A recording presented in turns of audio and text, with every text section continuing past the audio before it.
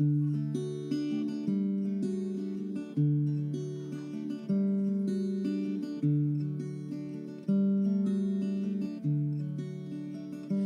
all the mystery and wonder and beauty on this earth, nothing can compare to the miracle of birth.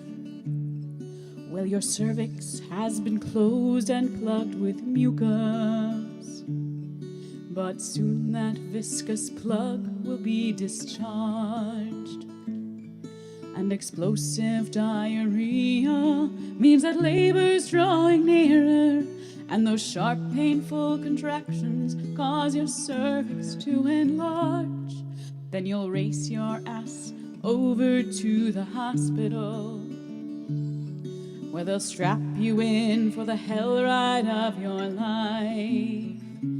You'll soon be in so much pain that you'll probably exclaim, "Please just kill me now, doctor, doula, or midwife." Tear, tear, tear goes your vagina. Never will it be its cute little self again. But the good news is, if you have a few more kids, the rest will basically plop right out. After hours and hours of utter torture, you may poop yourself and or throw up as you bear down. And though you've never been this tired, wait, here comes the ring of fire. That's your vagina bursting into flames as the head starts to crown. Burn, burn, burn goes your vagina, and you'll curse and scream until you hear a cry. And oops, there it went. That was the placenta, which you must expel, or you will surely die. When it's all over, they'll place the baby on your breast. You may be happy for a moment, but then for months you'll be depressed, 'cause you've wrecked your life and body. You think, was it really worth all that for the miracle of birth? But of course it was.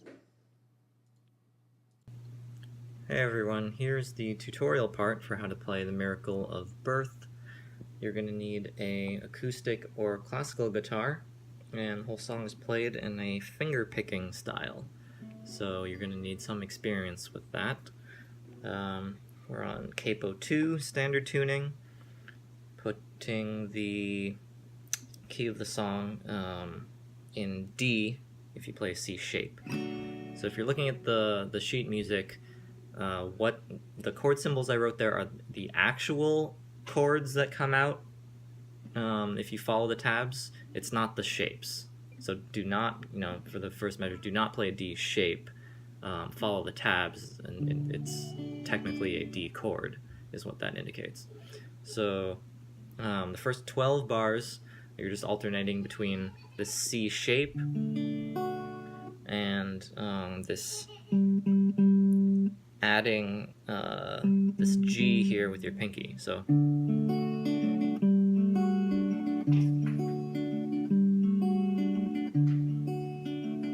so on. So that pattern shows up a lot, so that's a pretty simple one to get down.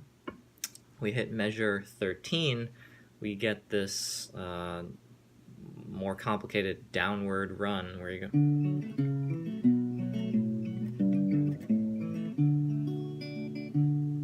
So you don't necessarily have to learn it exactly. I just put it on the page because that's what you hear in the recording. If you want to cheat a little bit and just play the bass notes when you get to like the B minor and the D over A. Yeah, you just kind of fake it. And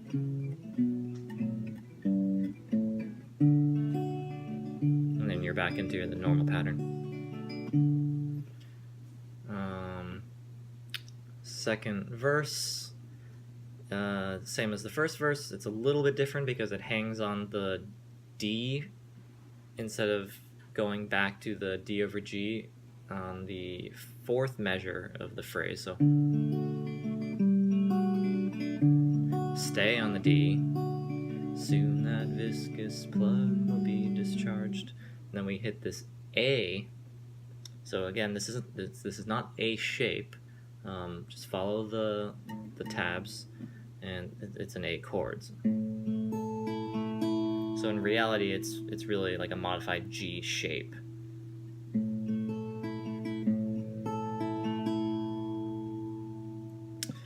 Going on, back to this, and then we get this downward run again. It's a little bit different. And we end up in an E7, which is a D7 shape. And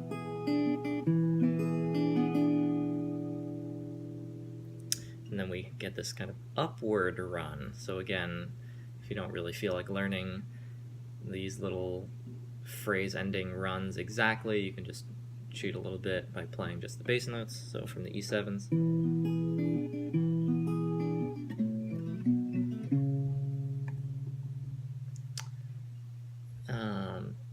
Measure 34, race your ass over to the hospital. Again, we have the familiar D and then D over G.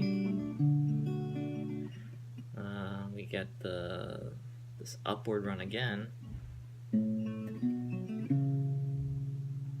Here's where the standard pattern changes a little bit. So previously, for some reason, the guitarist in the song switches to a different shape. Still the same chords, but he starts doing this. Wait.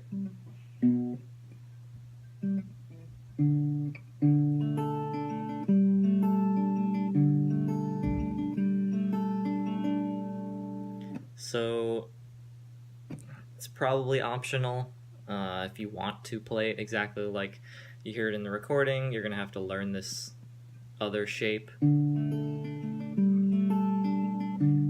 Basically from here on, you're doing that instead of the old one.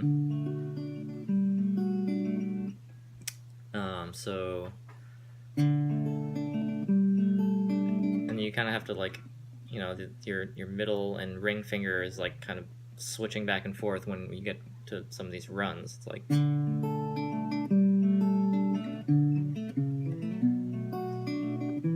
back to this same pattern that we had before with the downward run to the E7s, the upward run. Next we get, I guess you might call this a chorus. Tear, tear, tear goes your vagina. This time it's kind of reverse from the patterns we're used to doing in the verses. So instead of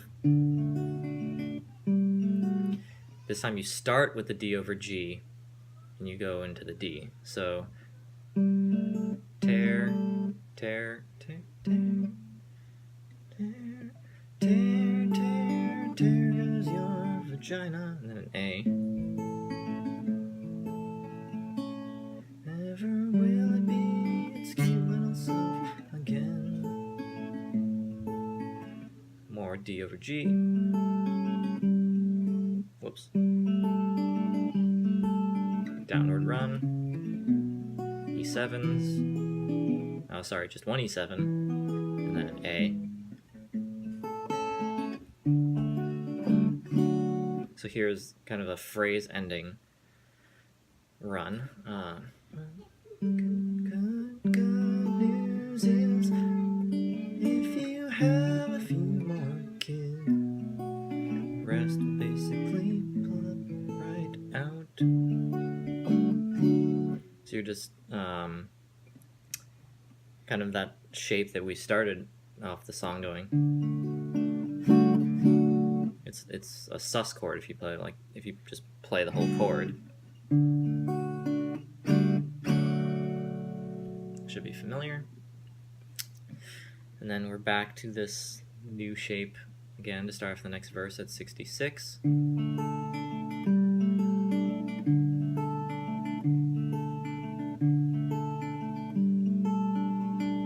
So at measure, what is it, 72, you'll see the 6/4 measure.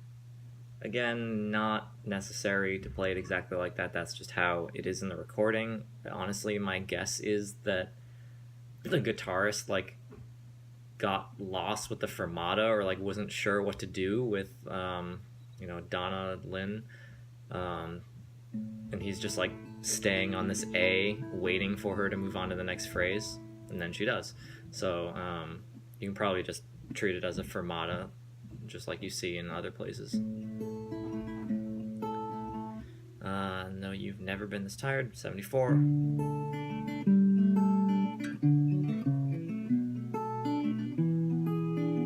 Stuff you've seen before. Another chorus, starting with the D over G.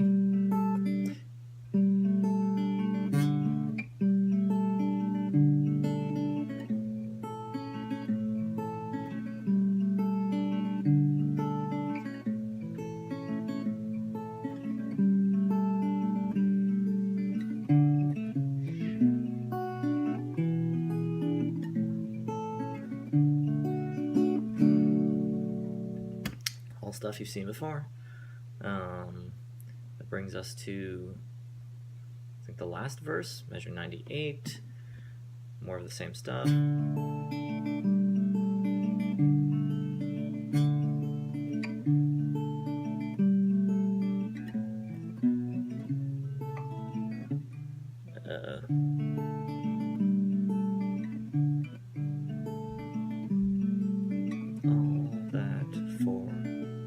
Okay, this is a little different.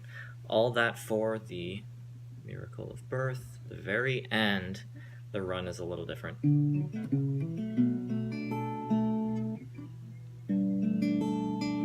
He starts finally using this. I guess it's because it's very important. It's for the ending, cadence. He brings back this low G that we haven't seen since that very first initial downward run from earlier in the song.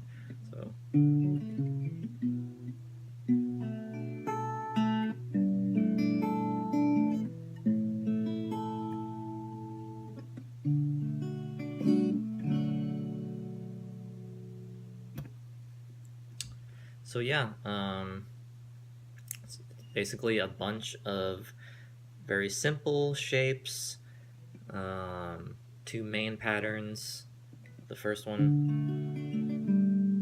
and then the second one, and then a lot of runs going down or up, and then E7 somewhere, some places,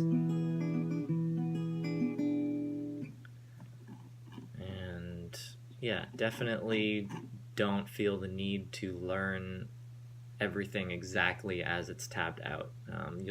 Once you start learning the song, you'll recognize where you can probably cheat and kind of make things easier for yourself. Because the guitarist who played this on the actual recording is clearly very good and probably very comfortable doing these slight variations in shapes and stuff, but probably not necessary for your average fan of the show.